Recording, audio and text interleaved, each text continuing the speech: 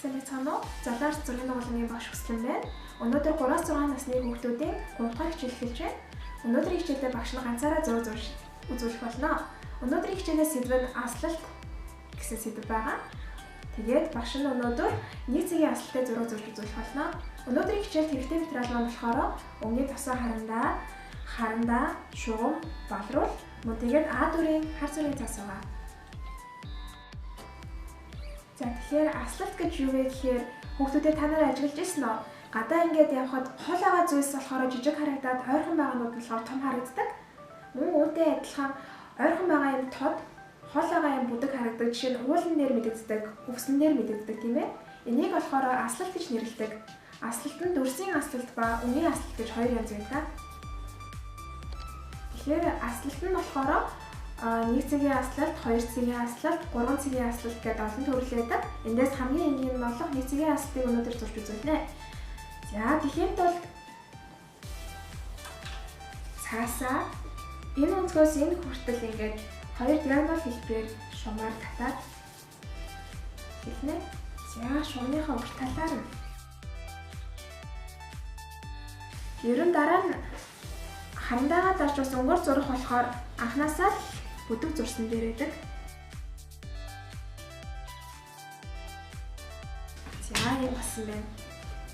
Энэ дээр болохоор за өнөөдөр багш нь энд болохоор одоо нэг талд нь болохоор хотын байгалыг, нөгөө талд нь болохоор мод, уул усыг, энэ цаа талд нь болохоор наны гэрлийг, доод талд нь зам зургийг гэж шийдлээ. За ойрхон байгаа юмнууд нь тод бөгөөд том харагддаг гэсэндээ яг тэрийгээ дагаад за энэ талд нь эхлээд багш нь барилгаа зуръя. За эхний маань за багш нь эхлээд хамгийн ойр байгаа барилгаа дүрслэе. За ингээд тэгшхэн шугамаараа татчихъя. За дараагийн барилга маань за дараасан их том хотыг дүрслэнэ. За одоо эхний байшингийнхаа цонхыг зурахтаа бүгдээрээ энэ бүх юм ингээд холцоороо магаад нэг цэг дуулсан гэсэн хуулийг даган цонход зурнаа. За энэ шугамныхаа нэг талыг нь болохоор энэ цэг дээрээ байрлуулад за нөгөө талыг нь болохоор цонхны хоо ирмэгтэн байрлуулад ингээд зурчих.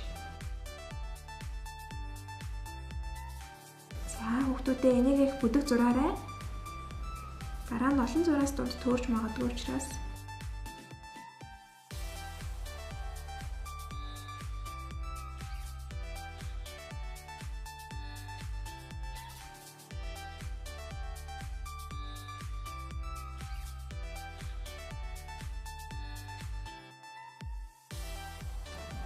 эхний маань барилгын цонх маань бэлэн боллоо. Бүгдээрээ цонхоо өнгөөр будахын тулд том зурх юм бол илүү их боломж үүснэ. За одоо хоёр дахь барилгынхаа цонхыг зуръя. Ерөнхийдөө энэ барилгууд маань хоорондоо ингээд цонхных нь хэлбэр хэмжээнд давтагдахгүй байх тусмаа бүгднгийнхэн зураг их сонирхолтой харагдах болно. За хоёр дахь барилга нь болохоор битүү шилэн барилга байлгая.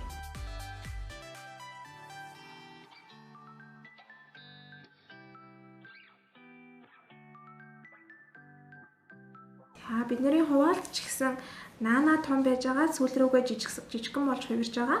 За энэ барилга дээр хаалга зурнаа. За энд бариулна, энд хаалгана. За гурав дахь барилга нь болохоор энэ хоёроос өөрөөр дээрээ ийм дээвэртэй байвал илүү сонирхолтой. Энийхээ цонхыг болохоор багш нь бодохдоо эндээ нэг жижиг цонх. За эндээ нэг хаалга. Энэ маань их гоё өнгөтэй барилга болно. За сүүлийн барилгын маань цонх нь болохоор ингээд холдох тусам улам жижигхэн болж байгааг анзаарж байгаа бах. За энийг нь гараараа холбооч. За тэгэхээр одоо бүгдээрээ энэ байшингуудынхаа эсрэг талд нь болохоор гадаа харагддаг хүрээлэнгийн моднуудыг зурх болно. За ингэхдээ доотлынх нь модны маань суурь нь иш нь аль хүртэл хүртлээ навчтай байдгийг төсөөлж агаад нэг шугам татнаад дахиад нөгөө нэг хамгийн асад харагдах цэгээс нэг шугам татаад одоо эндээсээ энэ хүртлээ дандаа нөгөө модны маань дээдлэлт нь ингээд саглагар байж идэг ногоотой орой хэсгүүдийн навчтай хэсгүүдийн зурх болно. За шин ингээд төсөөлөөд зурчээ. Тэгэл мөн адилын барилгатайгаа адилханаар хамгийн наадталт байгаа барилга нь хамгийн их зайг эзлээд өшөө ингэж ичгэрсээр хагаад харагдахгүй болтлоо явах болно. Яг тэрийгэ баримтлаад за модны маань навчтай хэсэг маань ингээд чичгрээд хэдэн мод батгах нь харъя. За ингээд 5 мод багтлаа. За одоо бүгдээрээ мөчөр болон доотлынх нь үндсийг нь зурх болно.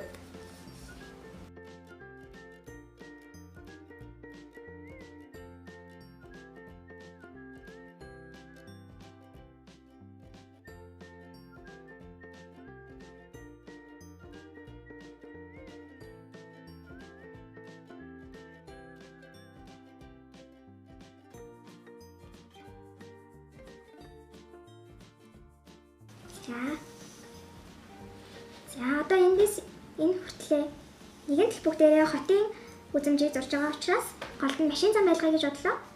За машин замын маань голд нь цагаан шугамыг нь болохоор мөн л шугамаар татчихъя. Ингээ харж байгаа тэгшгэн татаад за энд маань ингээд шугам маань байрлаж байгаа. За нэг талд нь машин зургийг бүгдээрээ за цаашаа явж байгаа машиныг дүрслээ.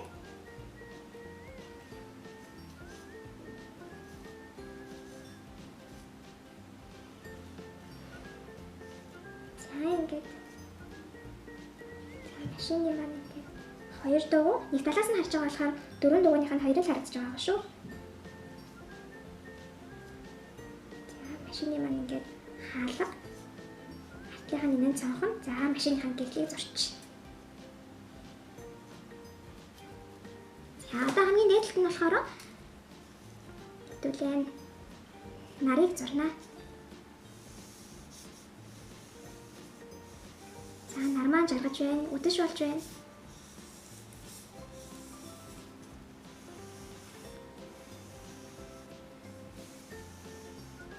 За багшийн зураг бол ингээ хар зураг гараад бол дуслаа. Бид нэр энэ хичээлээрээ их хамгийн түрүүнд дүрсийн хаалтыг хийлээ. Ойр харагдаж байгаа зүйлс нь хамгийн том, цаашаа тусан жижиг харагдаж байгаад зургаараа инхүү батлалаа. За одоо ингээд хар зураг гаргаад дууссан учраас энийг будна. Бутгаас өмнө зарим тод харагдаж байгаа шуумуудаа бүгдээрээ балруулдаж жоохон бүдэг болгоно. Ингэснээрээ дараа нь ингээд өнгө тавихад энэ харандааны маань энэ хартыг холилдож муухай гарахгүй тулд за баг зэрэг балруулнаа. Балруулахдаа ингээд балруулныхаа дээдлийг нь авч агаад их биеэр нь ингээд зөөлөн арчиж балруулах байгаа шүү. Ингэснээр бидний зурсан юм маань бүтэн арилгахгүйгээр ингээд бүдгсэж харагдана.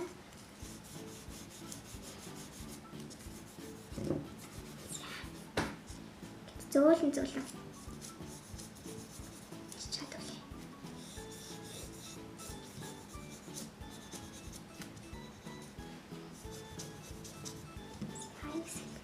Ингээд балруулынхаа цэвэр талаар нь нэмж балруулдаг.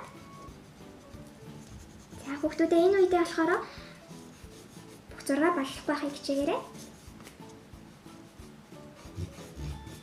За хандаа хавцаг унгаач. Зөөлөн гараар арчаад. За бүгдээрээ одоо энийг өнгөөрөө будгалнаа. За одоо бүгдээрээ за барилгаас эхэлж зуръя. За барилга дээр маань бид нэрээ яг гоё уран төсөөлөл маань илүү тодорч харагдах болно.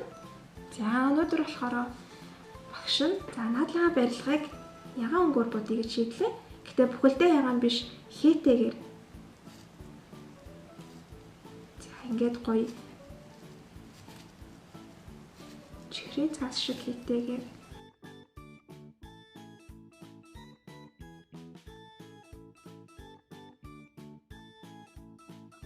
сургамд маань аль болох олон өнгө оролцох тусмаа илүү өнгөлөг анхаарал татам сонирхолтой болж өгөн шүү хүүхдүүдээ. Голоор нь явах өнгийн болохоор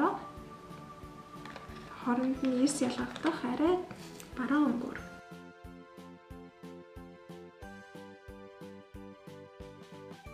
энэ онгороо мөн цонхнуудынхаа хүрээг хийвэл гоё юм уу?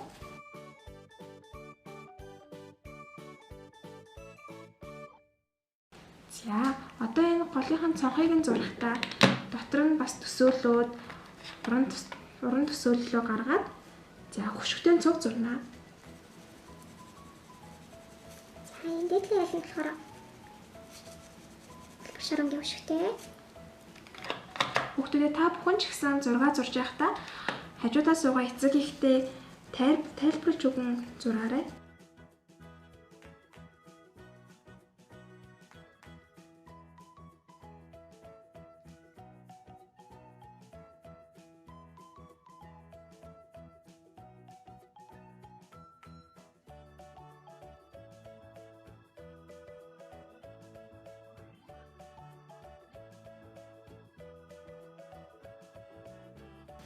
Та бүхэн ердөөсөө багшаасаа санаа аван тэгээд өөрийнхөө төсөөллөөр зурцгаагаарай. За одоо хоёр дахь барилга маань болохоор бүхэлдээ шилэн барилга байгаа. За энийг болохоор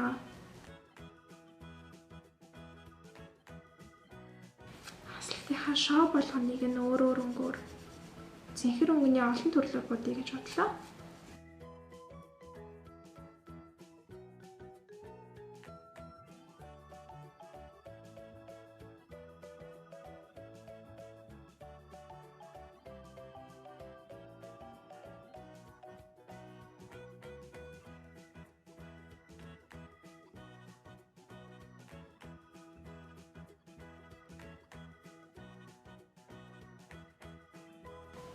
За ингэснээр бид бүгдээрээ ингээд олон хуваасан ч гэсэн тэрийгээ заавал харандаагаараа тодруулахгүйгээр ингээ өнгөөр нь ялгаа будчихлаа. За дараагийн өнгө маань болохоор за энэ дээр болохоор за ингээд бөмбөлөгтэй байшин зуръя.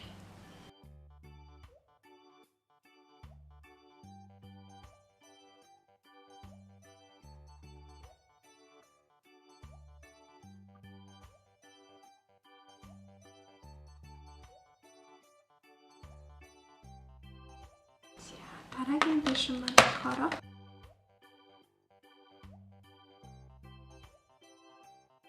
за ингээд одоо ер нь алсад харагдах тусам иймэрхүү өнгөний нарийжсэн хэсгүүд маань илүү ерөнхий болж өгөх ёстой.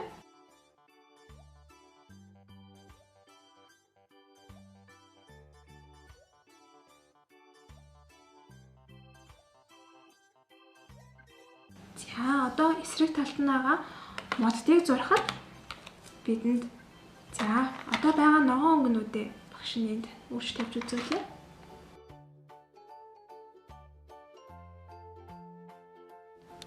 Бид өмнөх хичээлээрээ үзсэнчлэн нэг өнгөний маш олон төрөл байдгийг мэдсэн. Тэгэхээр одоо энэ ногоон өнгөө харж агаад хамгийн тод бараан өнгөнүүдээ хамгийн наадлын модон дээр ашиглана. Тэгээд цаашлах тусмаа хамгийн цайвар өнгөнүүд маань ашиглагдана гэж бодоод зураарай. За одоо ингээ багш нь харж агаад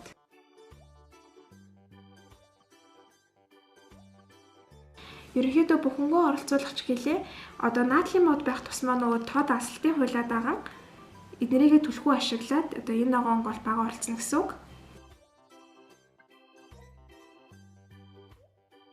Дүрсээ бодохдоо бүгдээрээ нэг өнгөөр нэг дүрсээ бүлээр нь бутахаас илүү өнгөнүүдийн хооронд нь уусвал илүү бодтой амьтай харагдана шүү.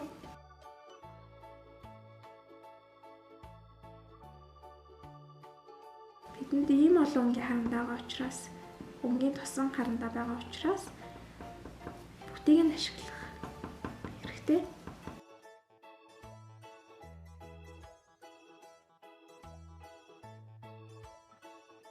Гэтэ одоо энэ арай бүдүүн өнгөнүүдээсээ бас оролцуулах хэрэгтэй.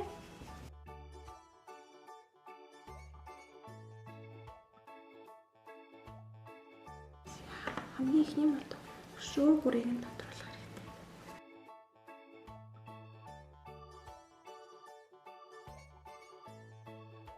Одоо ингээ 3 дахь модноо зурж эхлээд гаднах хүрээг нь өшөө бүдгхэн үл мэдэг байдлаар зурж эхэлнэ.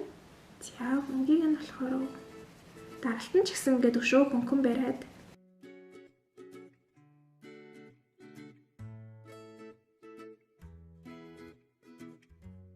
дараагийн мод болохоор хүрээг үзүүлнэ. Нэг өнгөөр нь зурч.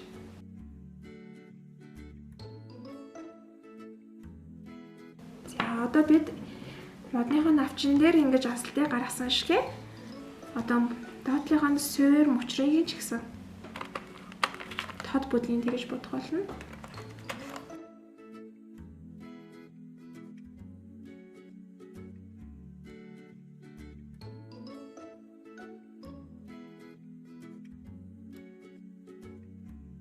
Хамгийн ойроо мод нь хамгийн тод. За хоёр дахь мод.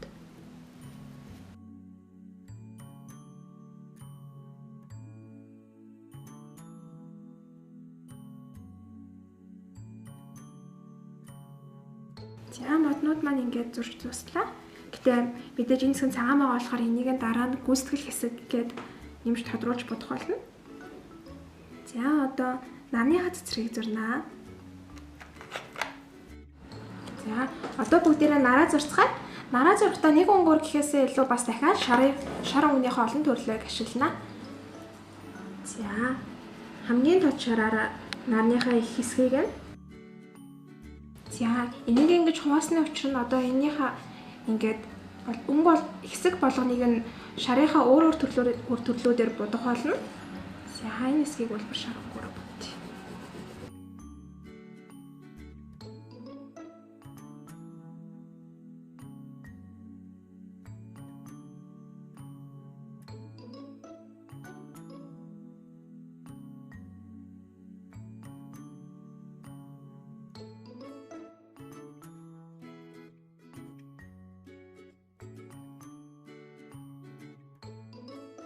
Ер нь хүүхдүүдээ одоо ингээд бүгдээрээ нэг өнгөтэй юмыг зурхдаа олон өнгө нэг өнгөнийхөө олон төрлийг нь ашиглаж зурж байгаа энэ арга барилаа гэртээ ч гэсэн өөрийнхөө зохиомжит зураг хийхдээ ашиглаарай.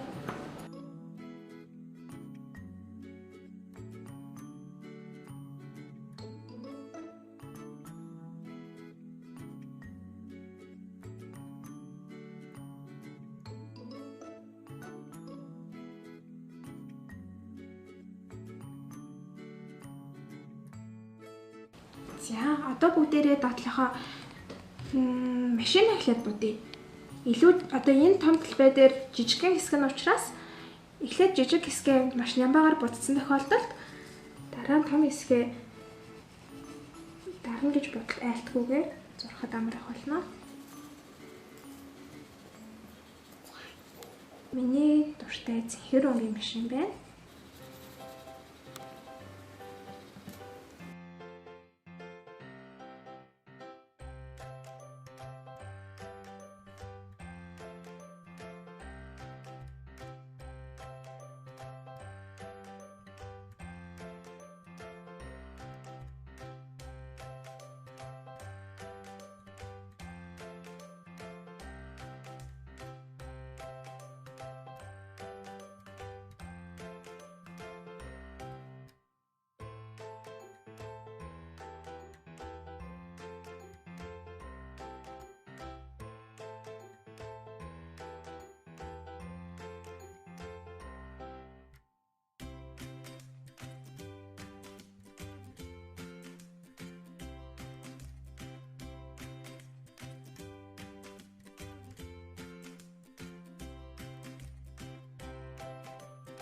Одоо ингээд үлдсэн энэ арын хэсгүүдээ ингээд цагаанаар үлдсэн хэсгүүдээ бүгд ингээд тэнхрийн цэнхэр өнгөөр будъя. Ингээд цагаан хэсэг үлдээхгүй болсноороо бидний зураг илүү гүйцэтгэл сайтай дууссан харагдах болно. Модны маань завсар бүрээр баг зэрэг гарсан хэсгүүдээ цэнхрээр будъя.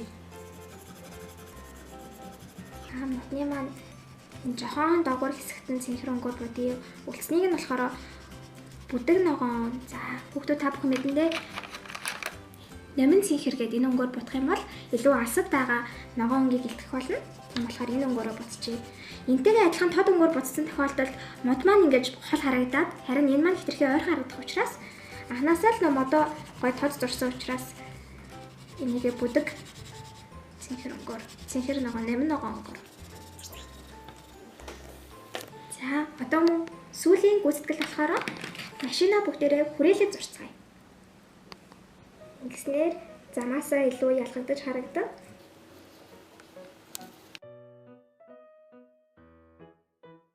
За мэдээж одоо бүгдээрээ гарын үсгээ зурцгаан ардна. За багш нь өөрийнхөө гарын үсгийг зурлаа. Тэгээд уран бүтээл болгоны ард нь болохоор энэ зургийг зурсан оноо бичдэг байгаа. За 2020 он гэж бичиж. Мэдээж нэмэлтээр он сараа бичижүүлнэ. Өнөөдрийн хичээлийн маань зураг дуслаа. Өнөөдрийн хичээл дээр бид бүгдээрээ нэгцгийн аслалт гэж юу вэ гэдэг талаар бол үзсэн байгаа. Мөн өнгөний олон тооныг хэрхэн аслалтанд ашигладаг тухай үзсэн байгаа шүү. Тэгээд мөн багшаасаа асуух зүйл байвал манай видеоны доод хэсэгт комент үлдээгээрэй. Тэгээд өөрсдийнхөө зурсан зургийг бас бидэнд илгээгээрэй. Тэгэхээр баяртай.